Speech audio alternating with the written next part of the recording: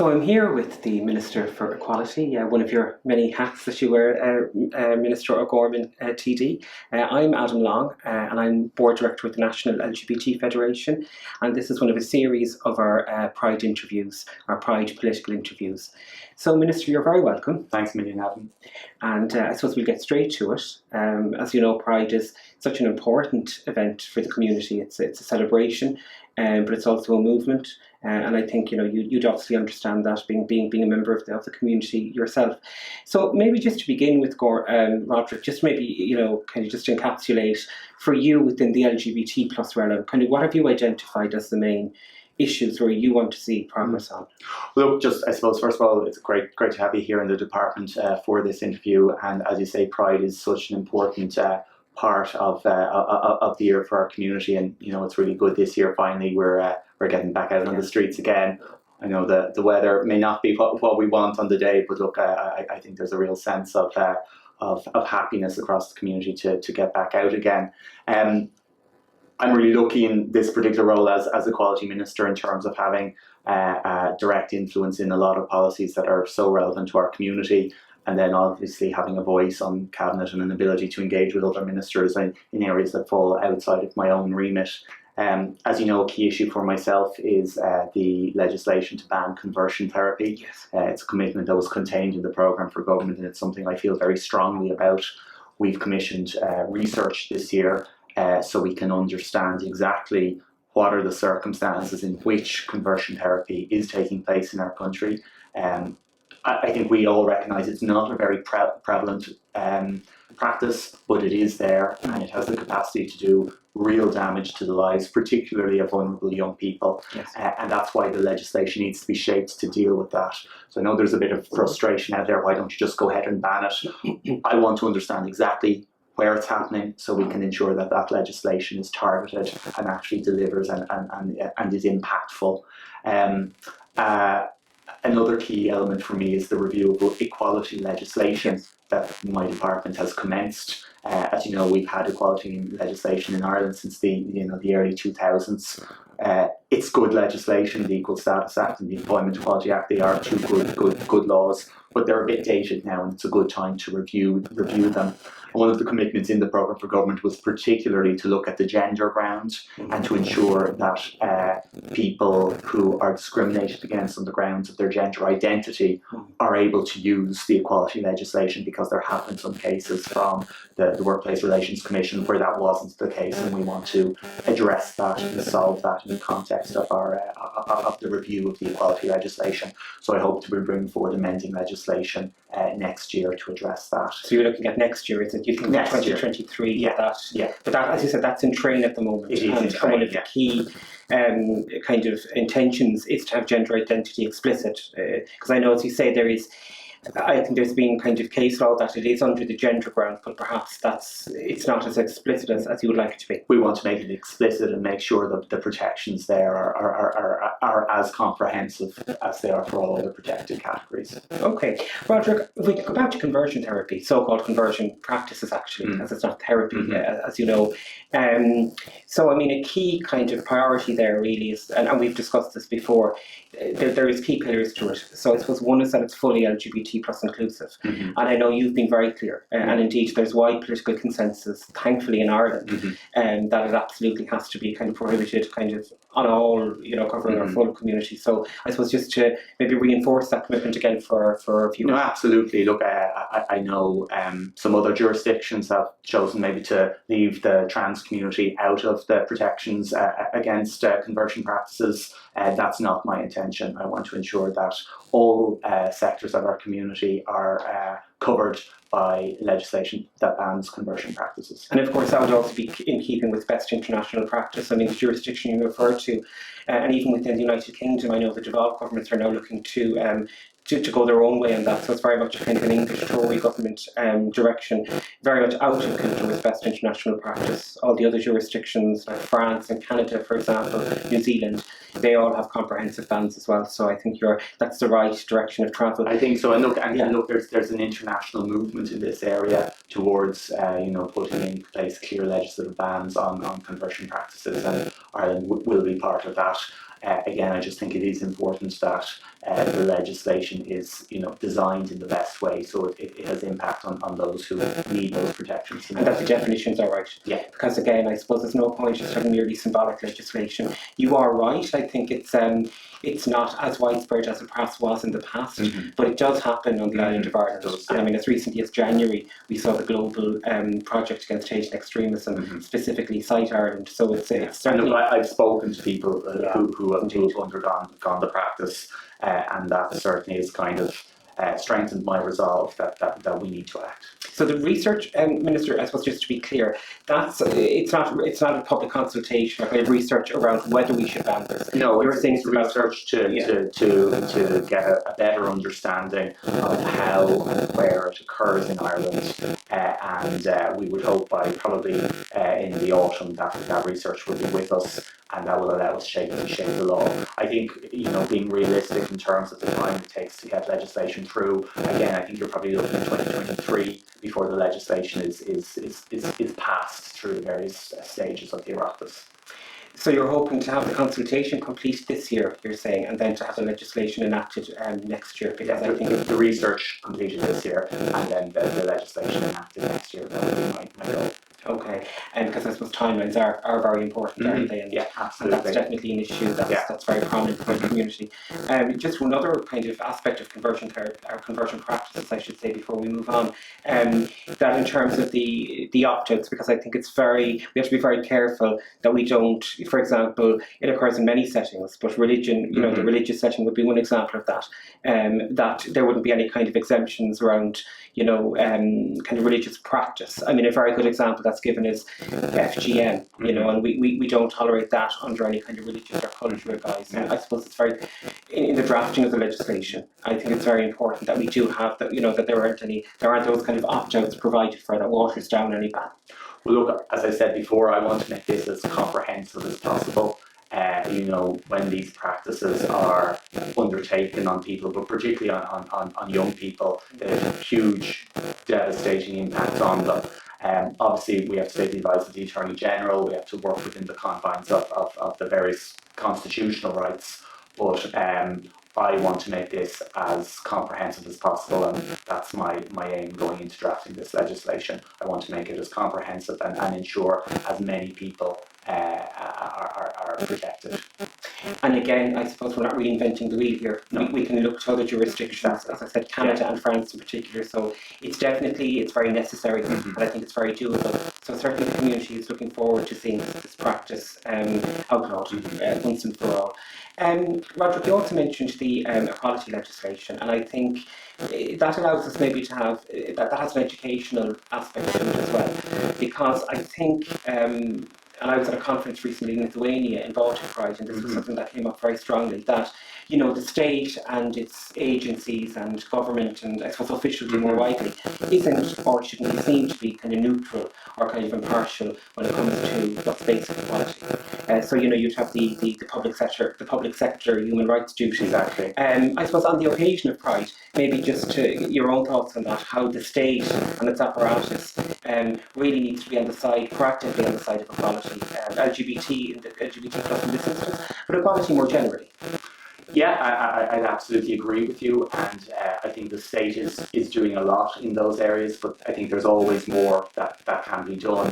And I suppose when we think who will be marching in Pride this weekend, when you see the large numbers of government departments, of state agencies, 15 years ago, that wasn't the case. So we are seeing, I think, that not a passive approach to equality, but a very active approach to equality across large parts of the state. But as you say, we can still do more, and I suppose you touched on the issue of education there. And I'd be very conscious of a lot of friends who are teachers, and particularly in terms of schools with a religious ethos, there are some teachers who feel they have to hide or, at minimum, maybe downplay their sexuality in terms of potential risks to promotion in the future. And that's something that's deeply concerning, and it's not, I think, a good message for teachers to be sending out to their students in terms of feeling, inhibited in terms of who they are. So that's certainly one area where I think the state can do better. Absolutely, and the education equality piece. I was with your colleague on Taoiseach, Micheál Martin, yesterday, in fact, and this was a topic that came up. And I suppose, there have been instances quite recently, and I did kind of point that out to him, around schools refusing to teach the RSE curriculum and refusing to acknowledge LGBT plus people as part of that. And that does a huge disservice to the families of LGBT, our rainbow families, children, young people who are coming to terms with who they are. And just again, I suppose the constitutional equality that we now have, that schools are, I suppose, should reflect that, publicly taxpayer funded schools.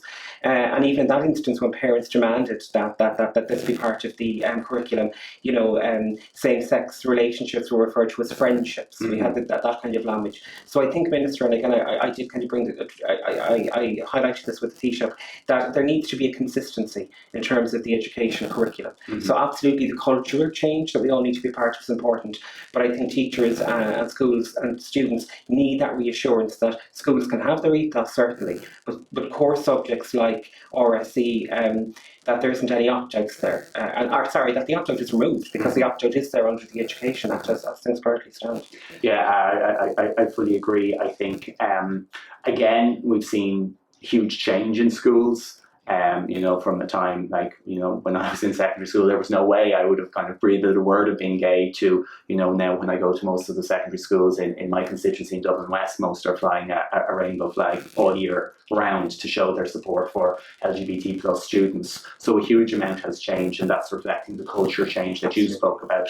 But there is a need to ensure, A, that the curriculum generally is modernised and fully reflects the diversity of Ireland, and B, that it is taught in a full way, and that there isn't any limitations on discussion of LGBT plus families, LGBT plus relationships on an individualised school basis. That can't happen. And I think that is really important, because I think in terms of any equality issue, whether it's racial equality, whether it's LGBT plus equality, I think what happens in schools has a really significant impact on young people. So no more than if a teacher doesn't respond to an anti-gay slur that's maybe whispered at the back of the class, and they hear it but kind of forget about it, or decide not to address it, or a racist slur that's whispered at the back of the class,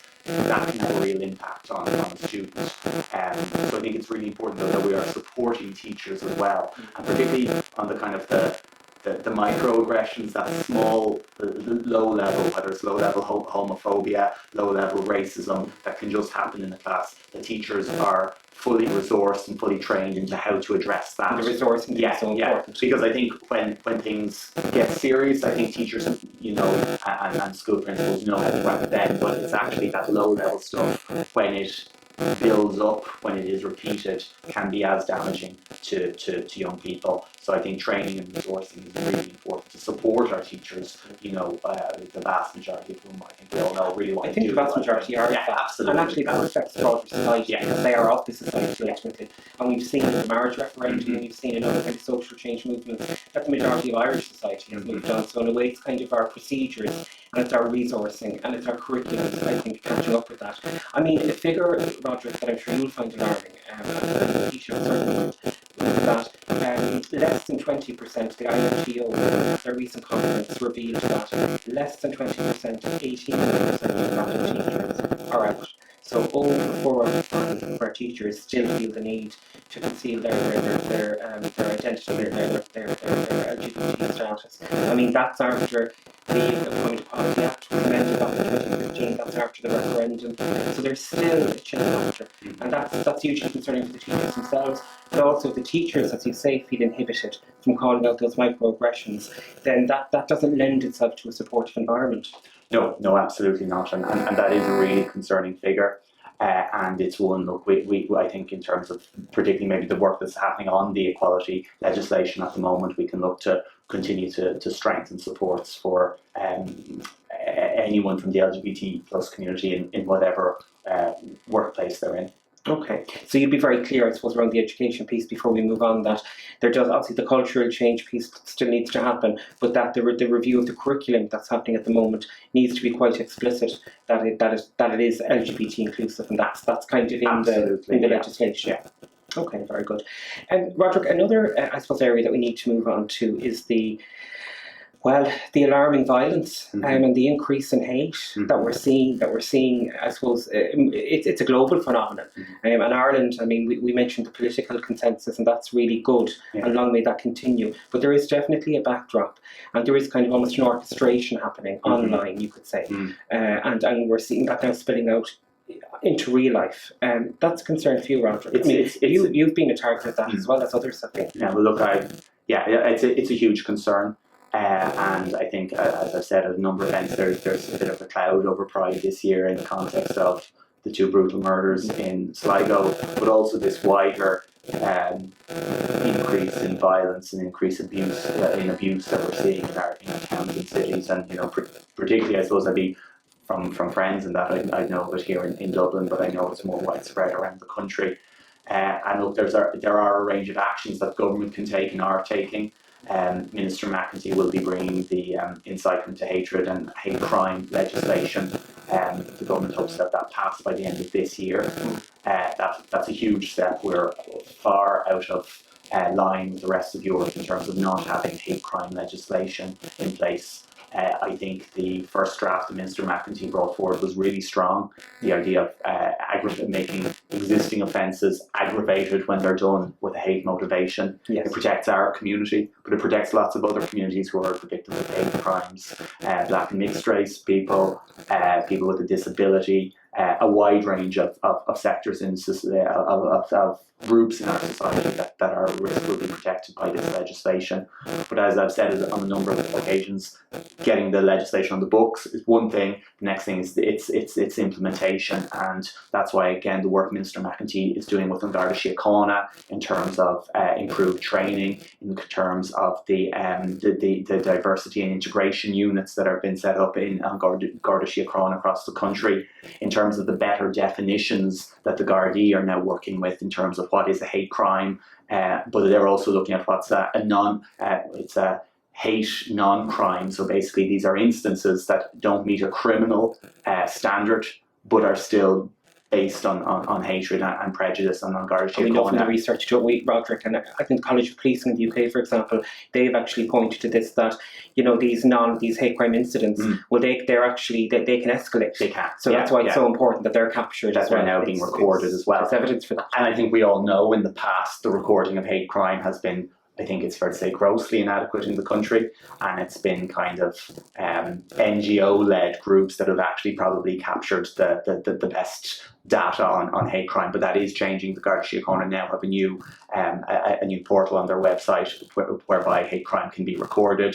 So I think a lot of work is happening with the Gardaí in terms of making them ready to start to implement the hate crime legislation once it's passed. And again, Roderic, you're saying that you hoped that it's expected, because I know when those awful murders happened in Sligo, your colleague Minister McEntee did talk about the bill being a greater priority, because it's been an absolute priority, as you know, for the community since at least 2016. What's happening now is, as you know, went through PLS, pre-legislative scrutiny, so the Oireachtas Committee brought lots of people in to talk about the first draft. And I think some changes are being made, some significant changes are being made on foot of that, which will strengthen it. So, I know everyone wants things done as quickly as possible, but sometimes putting a little bit of work in the early phases can actually give you a much stronger and more comprehensive. And important to get it right, because I think one of the benefits of Ireland coming sometimes late to these issues is that we can then kind of maybe learn from where others kind of didn't quite get it right. Yeah. And of course we have the example of our own incitement to hatred legislation, which we've had for a long time, but just was never delivering. Very important. And actually, as you know, that's being reformed as well. And just the other element on that, and you touched on it in terms of the online space. Yeah. As you know, my colleague Catherine Martin is bringing through the Online Safety and Media Regulation Bill, which is going to create the Online Media Commissioner, which is going to create a much greater obligation on platforms in terms of takedown, in terms of fines, in terms of protocols to be implemented. And they're also looking at an individual complaints mechanism as well. Well, that's so important, because I know that Belong To, for example, and others in the sector are calling for that. I think along the lines of the Australian model. So as you know, that wasn't in the original bill, but Minister Martin took on board the concerns that are raised. So she's asked a separate group to meet and kind of discuss specifically on that point of the online complaints mechanism, and if there's a recommendation to go with that can be brought in as committee stage amendments as the legislation. Well, that's very welcome actually, and I suppose that's an important update for the community, for our viewers. I think as well, just there where you referenced kind of again the education piece around these topics. I think kind of allied to the legislation, I think we also maybe need to have a public awareness campaign. I think, and I'd hope maybe that's something government could look at, you know, because the legislation is one thing, and that's important. And I know in a previous panel discussion, you know, you talked about how, you know, when people are prosecuted for these crimes, then that in itself will send out hopefully a broader message.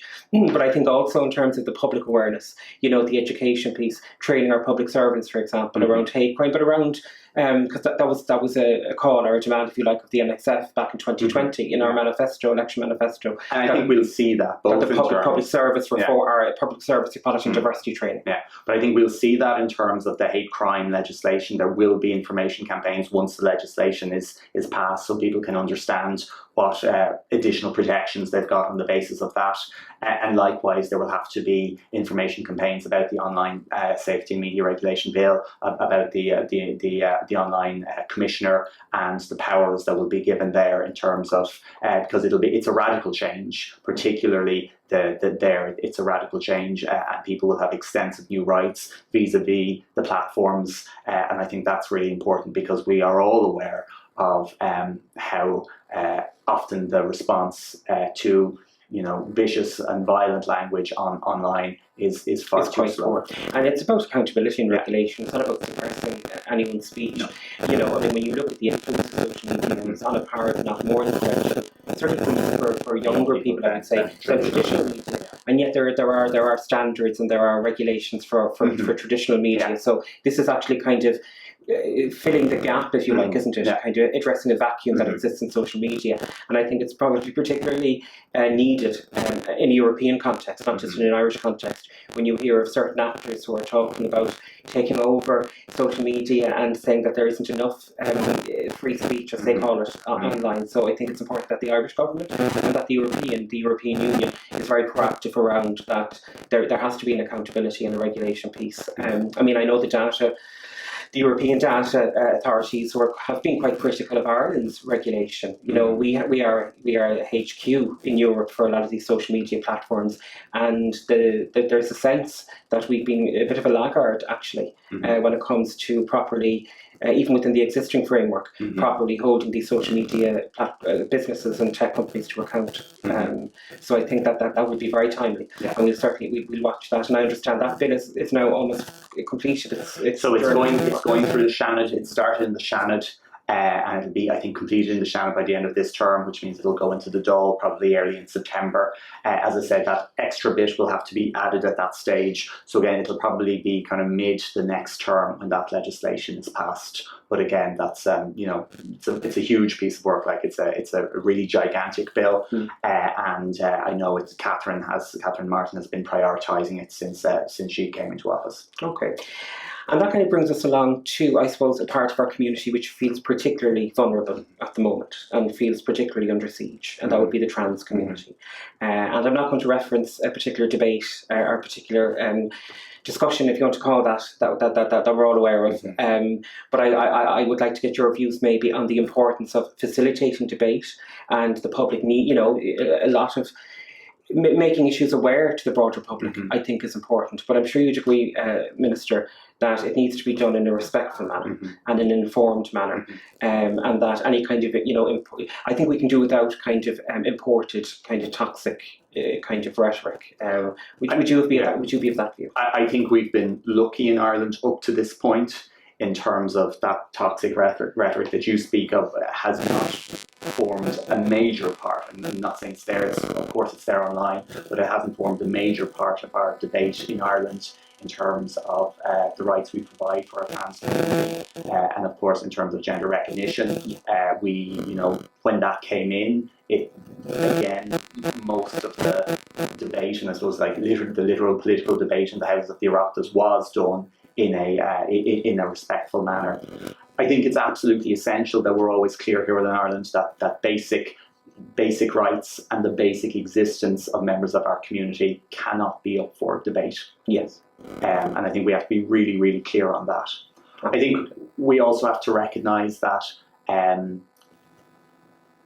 issues about the issues around trans rights, around those who are non-binary or intersex, they're not well understood in the general public. Yes. And there is an element of, I suppose, educating people and being patient with people to a certain extent. Yes. And I know a lot of trans activists are frustrated in spending their whole lives kind of educating people, and I can, in as much as it was a frustration for me and for so many others during the marriage referendum, kind of going around asking for our rights and asking for our rights in the vote of the public. I know that is frustrating, but I think, there is an element there of helping people to understand the need for protection for trans rights, but that essential element of the existence of our trans community, and that the need to give them legal protection, that can never be up for debate in our country. Absolutely, and it's good to hear. I mean, for you, kind of, and the way you're echoing actually what the Taoiseach said to me yesterday, in terms of where debate is important, also how that debate is conducted is hugely important, because this isn't happening in a vacuum.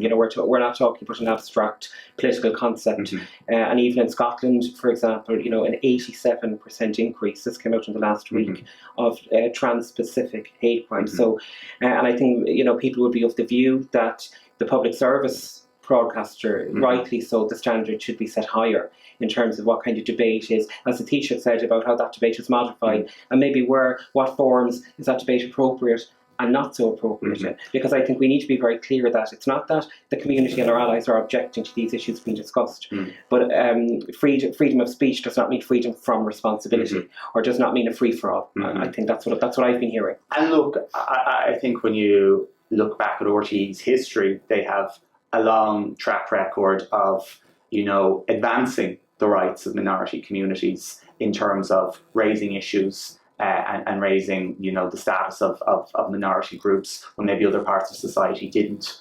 And, RTÉ have a good track record there, and I would hope that, that can continue, and that the approach they take to further discussions around trans. And look, these issues are going to focus in terms of the legislation I'm bringing forward that is going to extend protections on maternity, in terms of the equality legislation, when we look to extend the protection of the gender term to protecting gender identity. So there are going to be further political discussions about these issues, and that will mean there will be further media discussion. And no one is saying there shouldn't be discussion. I'll be accountable in the Dáil, in the Seanad, and probably on the airwaves in terms of the proposals government are bringing forward. And I've no problem going out to defend and making the point, but I think it has to be done in a respectful way. And all times, all of us have to remember that we are talking about people. We are talking about citizens or people living here in Ireland. We are talking about our neighbours, members of our community. We're talking about, inherent elements of their existence. And it's absolutely essential that the debate or discussion bears that in mind and is respectful to recognise that. And I suppose just before we move on then finally, that false narratives is what I suppose are called out, and I know that was also kind of a running theme during the marriage referendum, that absolutely have debate, but it's also important that what our objective facts are kind of are presented, in these debates. I mean, we've had the gender recognition legislation since 2015. It's all there documented. I would have, and our groups would have been involved in that, and civil society. And that was widely discussed at the time. I mean, there's no doubt about that. Yeah. Again, you can go back and you can see the debates in the Oireachtas. So for that to suddenly become an issue, 6 or 7 years later, I think we should allow our viewers and others to draw their own conclusions from that, and we don't want to go down the road of the UK or the US even, where like Britain, for example, quite recently was the Council of Europe has upbraided them because of their particularly the anti-trans rhetoric. So I think let's try to plough a more inclusive and informed kind of approach on that. So I think we're going to come to the end of our interview now, Roderick. Can I just ask you finally, I suppose, you as a gay man, what does that mean? Maybe how would you encapsulate Pride for you, and also in terms of that political visibility that you have? I remember going to a conference in Dublin in terms of marriage equality and talking about what had happened in Spain as one of the first countries in Europe to bring in marriage equality, and some of the activists came together. I remember they made the point that they made a real effort to get all the Spanish parties marching in Pride and bought into advancing LGBT plus rights. And they said it was really important for them to get the Popular Party, which is the Conservative Party, marching in Pride.